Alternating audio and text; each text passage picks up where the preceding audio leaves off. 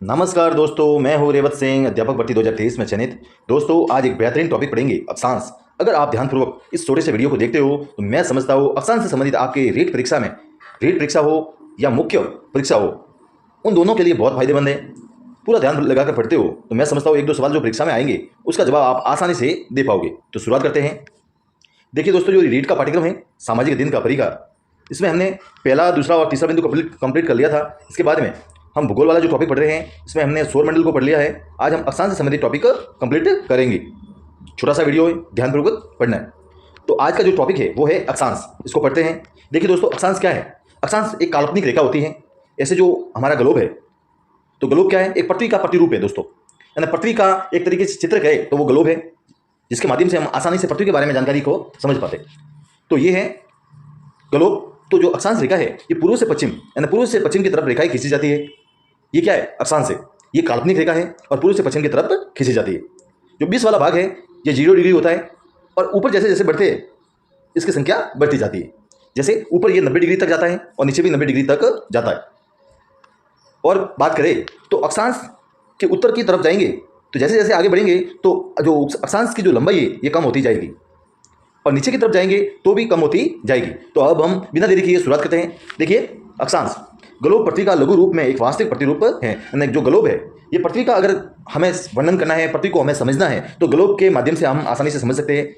ये इंपॉर्टेंट प्रश्न है।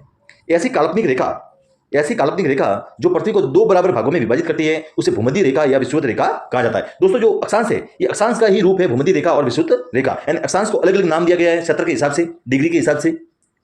तो जो अक्षांश, जो ये पृथ्वी है, इस पृथ्वी का जो 20 वाला भाग है, 0 डिग्री वाला, ये 0 डिग्री अक्षांश वाला भाग है, इस क्षेत्र, इसको क्या कहते हैं? इसको भूमध्य रेखा भी कहते हैं और विषुवत रेखा भी कहा जाता है। आपको घबराना नहीं है, ये दोनों के दोनों आपको याद रखने हैं। ये दोनों एक ही नाम है। या तो आप भूमध्य रेखा कह सकते हैं या विषुवत रेखा कह सकते हैं। किसी का निक नेम होता है, घर पे अलग होता है, डॉक्यूमेंट में अलग होता है, उसी प्रकार से यानी भूमध्य रेखा और विषुवत रेखा एक ही नाम है। तो परीक्षा में कभी भूमध्य रेखा पूछा जाता है, कभी विषुवत रेखा पूछा जाता है। तो इससे आपको ज्यादा तनाव लेने की आवश्यकता नहीं है क्योंकि दोनों एक ही नाम है। तो ये आपको ध्यान में होना चाहिए। जो अक्षांश है इसका ही एक पहला रूप है 0 डिग्री पर भूमध्य रेखा और विषुवत रेखा। देखिए, अक्षांश की दिशा पूर्व से पश्चिम में समांतर होती है। यानी जो अक्षांश होता है वो पूर्व से पश्चिम की तरफ खींचा जाता है।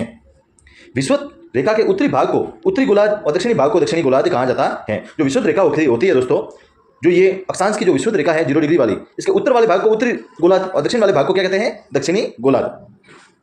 तो दक्षिणी गोलार्ध कहते हैं। और कुल अक्षांशों की संख्या दोस्तों होती है 180। कितनी होती है अक्षांशों की संख्या? 180। अगर भूमध्य रेखा की बात करें तो भूमध्य रेखा को अगर शामिल करें, पूर्ण रूप से भूमध्य रेखा को अगर शामिल करते हैं, इस रेखा को भी अगर शामिल करते हैं तो आपकी हो जाएगी 181 रेखा। लेकिन मुख्य रूप से परीक्षा में ऐसे ही पूछा जाता है कि कुल अक्षांशों की संख्या कितनी है, तो आपको लिखनी है 180। यानी कि 90 डिग्री ऊपर है और 90 नीचे, 90 और प्लस 90 कितनी होगी? 180। लेकिन कभी कभी ऐसे भी पूछ लेते हैं कि पूर्ण अक्षांशों की संख्या कितनी है, तो आपको लिखनी है 181। ऐसा आमतौर पर प्रश्न नहीं पूछा जाता है। प्रश्न ये पूछा जाता है वर्तमान में कि अक्षांशों की संख्या कितनी है, तो आपको 180 लिखनी है। ये आपके ध्यान में होना चाहिए। तो कुल अक्षांशों की संख्या कितनी है? 180। आगे बढ़ते हैं। समान अक्षांशों को मिलाने वाली रेखा को अक्षांश कहते हैं। परीक्षा में ऐसे भी पूछा जाता है कि समान अक्षांशों को मिलाने वाली रेखा को क्या कहते हैं? अक्षांश। और भूमध्य रेखा से उत्तर व दक्षिण में बढ़ने पर अक्षांशों की लंबाई क्या होती है? कम होती है। यह भी परीक्षा में पूछा जा सकता है कि जो भूमध्य रेखा है, जो विषुवत रेखा है 0 डिग्री वाली, इस रेखा से हम उत्तर की तरफ या दक्षिण की तरफ बढ़ेंगे तो इसकी लंबाई में क्या होगी? जो अक्षांशों की लंबाई में क्या बढ़ेगी, घटेगी, क्या होगा? समान रहेगी। तो आपको लिखना है कम होती जाएगी। यह परीक्षा में तार्किक रूप से पूछा जा सकता है। आपको पूरा ध्यान रखना है, याद रखना है। हम जैसे जैसे आगे बढ़ेंगे, देखिए ये गोला है पृथ्वी का, अब हम यहाँ है कि तो क्या है? चौड़ा है। जैसे जैसे ऊपर की तरफ जाएंगे तो कम सकरा होता जाएगा। तो हम आगे बढ़ेंगे ऊपर या नीचे, तो जैसे जैसे ऊपर या नीचे जाएंगे तो इसकी जो लंबाई है अक्षांश की, ये क्या होगी? कम होगी। तो ये आपको ध्यान में रखना है क्योंकि परीक्षा में ऐसा भी पूछा जाता है, बढ़ेगी, घटेगी, बराबर रहेगी, तो कम होती जाएगी। ठीक है, आगे बढ़ते हैं।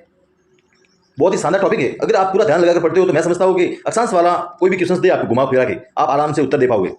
90 डिग्री उत्तरी अक्षांश को उत्तरी ध्रुव कहते हैं। क्या कहते हैं? उत्तरी ध्रुव। यानी 90 डिग्री उत्तरी अक्षांश को क्या कहते हैं? उत्तरी ध्रुव। और दक्षिणी अक्षांश को क्या कहते हैं? 90 डिग्री को दक्षिणी ध्रुव। ये दोनों ध्यान में होना चाहिए। 23 डिग्री उत्तरी अक्षांश को कर्क रेखा, यानी जो उत्तरी अक्षांश, जो ये उत्तरी अक्षांश है, ये 0 डिग्री है, ये उत्तर वाला भाग है, ये दक्षिण वाला है, उत्तर वाला भाग है। इसमें से जो 23 डिग्री है, ये 23 डिग्री वाली, ये 23.5 डिग्री वाला जो भाग है, इस रेखा को कहते हैं मकर रेखा, कर्क रेखा, सॉरी, क्या कहते हैं? कर्क रेखा। और दक्षिण वाला जो भाग है 23.5 डिग्री वाला, इसको कहेंगे मकर रेखा। इसका क्या कहेंगे? मकर रेखा। तो इन दोनों वाले जो 20 वाले क्षेत्र है, ये दोनों 20 वाला जो क्षेत्र है, इस क्षेत्र को उष्ण कटिबंध कहते हैं। क्या कहते हैं? उष्ण कटिबंध। क्योंकि जो सूर्य होता है उस सूर्य की जो प्रकाश है इस क्षेत्र में सीधा पड़ता है, तो सीधा पड़ने की वजह से जो उष्ण यानी गर्म प्रकार की जलवायु पाई जाती है। लेकिन जैसे जैसे ऊपर की तरफ सूर्य की जो दूरी बढ़ती जाएगी तो यहाँ क्या होगा? ठंडा इलाका होगा। जो ध्रुव पर क्या होगा? जो हो जाएगा बर्फीला क्षेत्र होगा, क्योंकि वहां पर तापमान कम आ रहा है, यहाँ पर तापमान सीधा जा रहा है। तो उस हिसाब से इस क्षेत्र को 23.5 डिग्री उत्तरी हो, 23.5 डिग्री उत्तरी हो और 23.5 डिग्री दक्षिणी। उत्तर वाले भाग को कर्क रेखा, दक्षिण वाले भाग को क्या कहते हैं? मकर रेखा। और इन दोनों के 20 वाला जो क्षेत्र है, गोलोक के 20 वाला क्षेत्र है, अक्षांश वाला, इसको कहेंगे उष्ण कटिबंध। क्या कहेंगे? उष्ण कटिबंध। ये आपको ध्यान में होना चाहिए। तो देखिए 23.5 डिग्री उत्तरी अक्षांश को कर्क रेखा, वो 23.5 डिग्री दक्षिणी अक्षांश को मकर रेखा कहा जाता है। और कर्क और मकर रेखा के मध्य वाले भाग को क्या कहते हैं? उष्ण कटिबंध। ये आपको ध्यान में होना आवश्यक है। आगे बढ़ते हैं।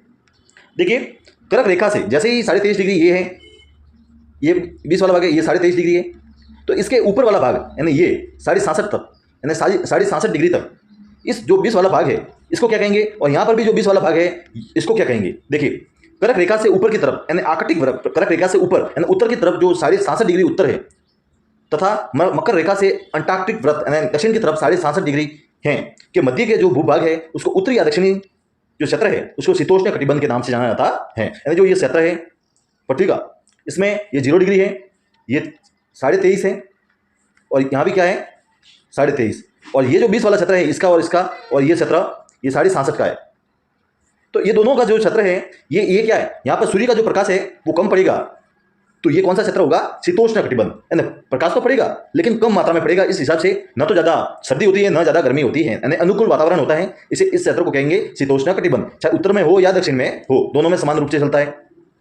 तो शीतोष्ण कटिबंध के नाम से जाना जाता है। देखिए कर्क रेखा से आर्कटिक वृत्त 66.5 डिग्री उत्तर तथा मकर रेखा से अंटार्कटिक वृत्त 66.5 डिग्री दक्षिण के मध्य भूभाग को उत्तरी और दक्षिणी शीतोष्ण कटिबंध के नाम से जाना जाता है। 66 डिग्री उत्तर और 66.5 डिग्री उत्तर और दक्षिण से 90 डिग्री उत्तर या दक्षिण के मध्य वाले क्षेत्र को क्या कहते हैं? शीत कटिबंध। यानी जो ये 66.5 डिग्री से ऊपर वाला जो क्षेत्र है 90 डिग्री तक, चाहे उत्तर में हो या दक्षिण में हो, इन दोनों के 20 वाला क्षेत्र को क्या कहते हैं? शीत कटिबंध। क्या कहते हैं? शीत कटिबंध। ये आपको ध्यान में होना चाहिए। अब हम देखते हैं मुख्य रूप से अक्षांश का जो विभाजन है वो 7 भागों में है।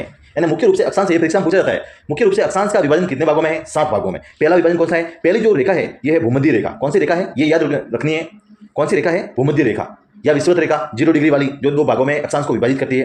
दूसरी रेखा कौन सी है? कर्क रेखा। कौन सी रेखा है? जो उत्तर की तरफ 23.5 डिग्री वाली है, जो भारत के मध्य से होकर गुजरती है। ये क्या है? ये गोलोक के उत्तर की तरफ है। और जो मकर रेखा है ये क्या है? ये दक्षिण की तरफ है 23.5 डिग्री। फिर आर्कटिक वृत्त है ये उत्तर की तरफ 66.5 डिग्री है। अंटार्कटिक वृत्त ये दक्षिण की तरफ 66.5 डिग्री है। उत्तरी ध्रुव ये उत्तर की तरफ 90 डिग्री है और दक्षिणी ध्रुव ये दक्षिण की तरफ 90 डिग्री है। और पृथ्वी का अक्षांशीय झुकाव कितना है? 23.5 डिग्री।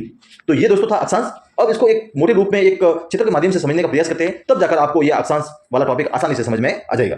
देखिए दोस्तों, जो ये है, ये चित्र है अक्षांश का। अब हम देखेंगे इसका कैसे क्या विभाजन है। जो 20 वाला ये गोला है, ये जैसे पृथ्वी है, इस पृथ्वी का जो 20 वाला भाग है इसमें एक काल्पनिक रेखा है। इस काल्पनिक रेखा को 0 डिग्री अक्षांश भी कहते हैं, इसे भूमध्य रेखा भी कहते हैं और इसे विषुवत रेखा भी कहते हैं। क्या कहते हैं? विषुवत रेखा। इसे विषुवत रेखा भी कहते हैं 0 डिग्री वाले को, और भूमध्य रेखा भी कहते हैं और 0 डिग्री अक्षांश रेखा भी कहा जाता है। ये आपको ध्यान में होना चाहिए।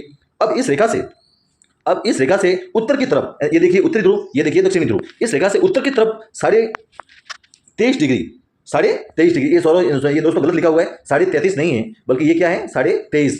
यहाँ भी क्या है? 23.5। ये 23.5 है, ये 23.5 डिग्री है। कितना डिग्री है? 23.5 डिग्री। ये भी क्या है? 23.5 डिग्री। तो ये 23.5 डिग्री वाले क्षेत्र है। तो इस क्षेत्र के जो ऊपर वाला क्षेत्र है इसे तो कहते हैं कर्क रेखा, दक्षिण वाला क्षेत्र है इसे कहेंगे मकर रेखा। ठीक है। और ये दोनों वाला जो 20 वाला क्षेत्र है, यानी 23.5 डिग्री दक्षिण और 23.5 डिग्री उत्तर, इन दोनों के 20 वाला जो क्षेत्र है इसे कहेंगे उष्ण कटिबंध, क्योंकि सूर्य का प्रकाश सीधा का सीधा पड़ता है। जैसे ये सूर्य है, इस सूर्य का जो प्रकाश है, इस क्षेत्र में क्या है? सीधा पड़ेगा। इस हिसाब से ये क्षेत्र क्या है? उष्ण कटिबंध। उस प्रकार से जैसे ये शीतोष्ण कटिबंध है, ये शीतोष्ण कटिबंध है, यहाँ पर क्या पड़ेगा? थोड़ा सा तिरछा पड़ेगा प्रकाश। तो इस प्रकाश थोड़ा तिरछा पड़ेगा, यानी 66.5 से 23.5, ये 23.5 है और यहाँ भी 23.5 है। तो 66.5 से 23.5 के मध्य क्या है? शीतोष्ण कटिबंध। यहाँ भी क्या है? दक्षिण में शीतोष्ण कटिबंध, और ऊपर वाले क्षेत्र में कम प्रकाश पड़ेगा तो ये शीत कटिबंध, तो दक्षिण में शीत कटिबंध। तो आप समझ सकते हो कुल अक्षांशों की संख्या कितनी है? 180। ये आपको ध्यान में होनी चाहिए। अक्षांश क्या है? एक काल्पनिक रेखा है। दूसरा बिंदु, कुल अक्षांशों की संख्या कितनी है? 180। पहला बिंदु। दूसरा बिंदु, इसमें से ये पूछा जा सकता है कि अक्षांशों की संख्या कितनी है? 180। दूसरा, अक्षांश क्या है? काल्पनिक रेखा है। अक्षांश कैसे खींची जाती है? उत्तर से दक्षिण के पूर्व से पश्चिम, तो ये पूर्व से पश्चिम की तरफ होती है। अक्षांश, अ का मतलब आड़ी, अक्षांश जो अक्षांश है ये क्या है, अ का मतलब क्या होती है, आड़ी रेखा, इस प्रकार से खींची जाती है।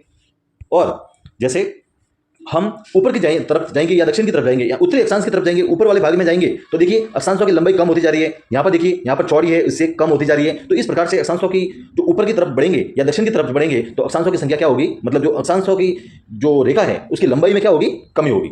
लंबाई में क्या होगी, कमी होगी। तो ये दोस्तों एक छोटा सा टॉपिक था। अगर आप ध्यानपूर्वक पढ़ते हो तो मैं समझता हूँ इसमें से एक छोटा सा मामूली सा सवाल आएगा, आप आसानी से जवाब दे पाओगे। तो कैसा लगा वीडियो? अगर वीडियो अच्छा लगा हो तो लाइक कीजिए, शेयर कीजिए, सब्सक्राइब कीजिए। मिलते हैं एक नए बेहतरीन टॉपिक के साथ में, तब तक के लिए जय हिंद।